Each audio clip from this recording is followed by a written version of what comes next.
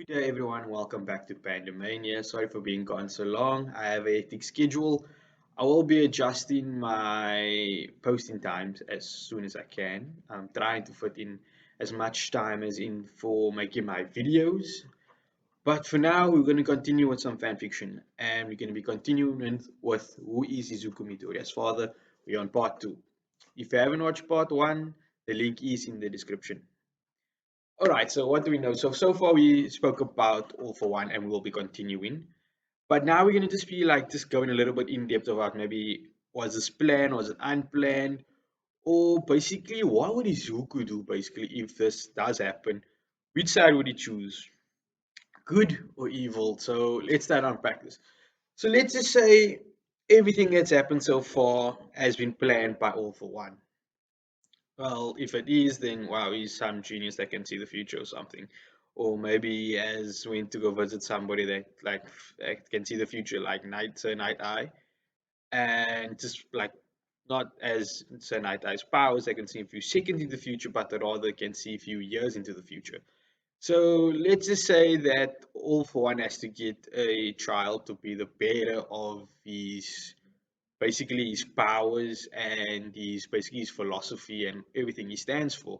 Whether it's a boy or a girl, he just has to have a child. So let's call this basically this project. Let's just say it's Project X. So Project X has to be put in place. He has to find a suitable spouse, and that's basically where Zuko's mother comes in.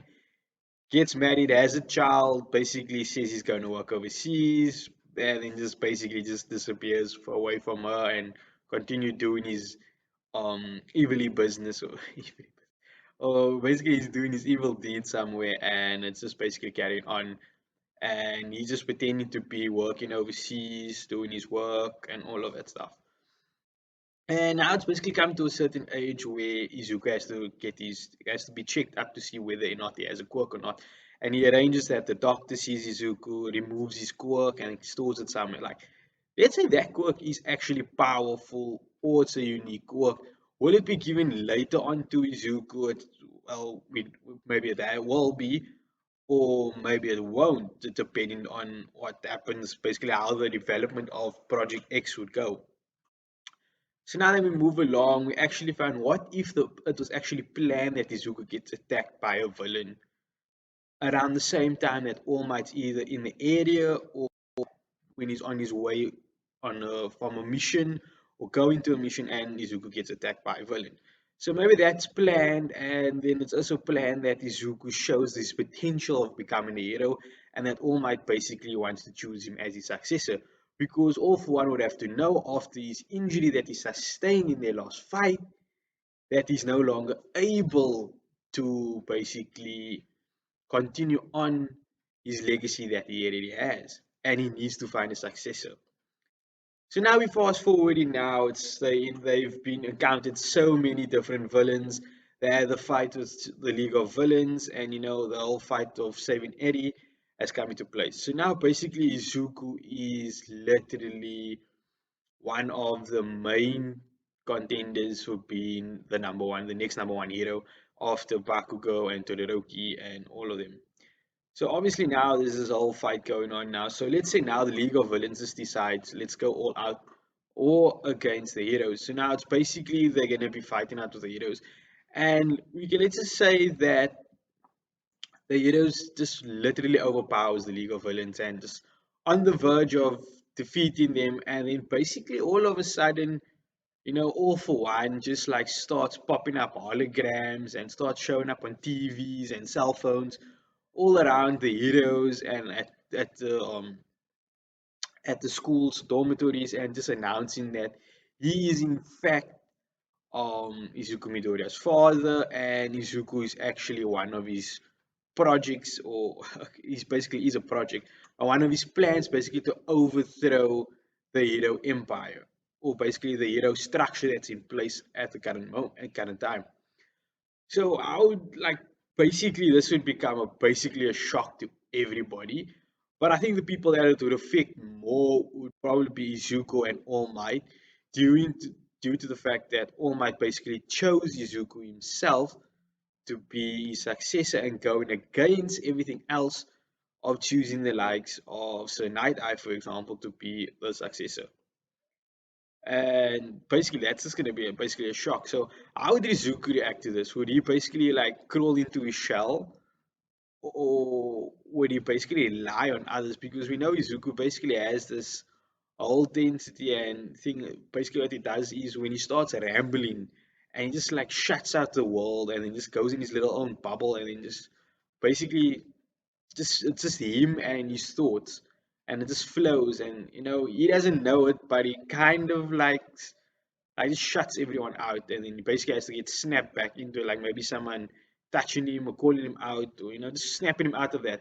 With Izuku basically drawing him and closing himself away from his fellow classmates and friends, and basically all the pro heroes, especially All Might, will he basically like just disappear and then like off the trace of Earth where no one can find him, and it's just basically it's a manhunt basically for Izuku. Who will win first, the heroes or the villains? So would it be something like this, or basically would Izuku basically be captured firstly by the students that's with him in the dormitory, Bakugo, Todoroki, and all of them, will they capture him?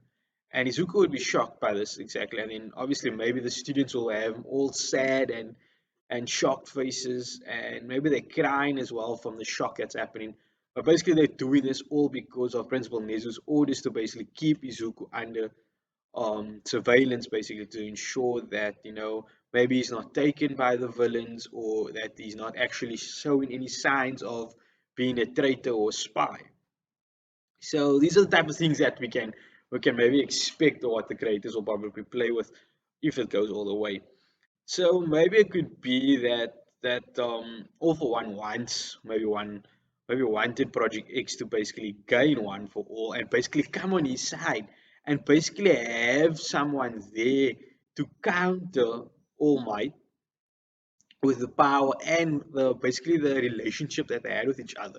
Because as we can see over time, All Might and Izuku basically grow as basically a bond, like almost like a father and son bond, as Izuku is striving and improving One for All. So basically, this is what maybe this was the plan for All for One when he started Project X. But then basically it's there so to basically maybe disturb the balance that's actually in this current war that they might be having between heroes and villains. So, like I said, the League of Villains probably would have been the finisher. Now, basically, the League of Villains that survives the war basically goes into hiding to basically recover and then maybe mount another attack later on. So now that this big news has dropped that All for One is basically Izuku Midoriya's father, oh, it basically means that all the pro heroes are basically going to be focusing around Izuku Midoriya. What would happen to the public? Does the public know Izuku? Maybe his pictures on there as well on the announcement. And now basically the public will also be kind of scared and against Izuku, basically because of that he's the son of a villain. And now basically there's going to be a lot of tension between the public and the heroes, the pro heroes. Like, what are they doing to counteract this? What are they doing to stop Izuku maybe going to join the villains as well?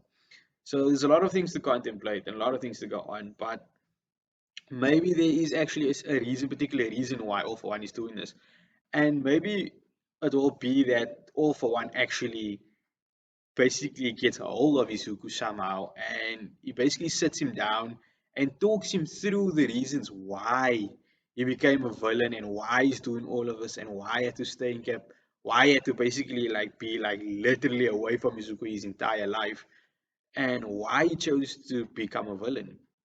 And maybe somehow, maybe Izuku actually like basically accepts this, and he accepts the basically his father's philosophy and reasoning, and basically join his father with the League of Villains. And now they mount a new attack onto the pro heroes, which they are still rattled by the fact that Izuku is actually missing and actually has been found by his father. So now this is going to be shattering because now it's basically going to be Izuku versus the Izuku and All for One, basically against All Might, all the other pro heroes, and his own classmates, because they all definitely, because as we've been seeing basically so far, that the class 1A is basically involved almost in every single major villain event that's happening, if you can see in the past few seasons as well. Maybe we'll see Class 1B as a join in, maybe we'll see the top three heroes, the student heroes also as well join in as well. Maybe we will. But the thing is, what will Izuku be using? Will Izuku be using one for all against the heroes, or will he be using his quirk that's been hidden and no one's been seeing it? So obviously they would know that Izuku might be coming with new quirks and maybe ask Eraserhead to be there as backup to try and counter that. But the thing is still that the fact that no one knows maybe whether Izuku has a more powerful quirk than one for all. So that's all for me for today on part two. Please, I'll try my very, very best to upload more than I have been. But stay tuned and see you next time. Goodbye.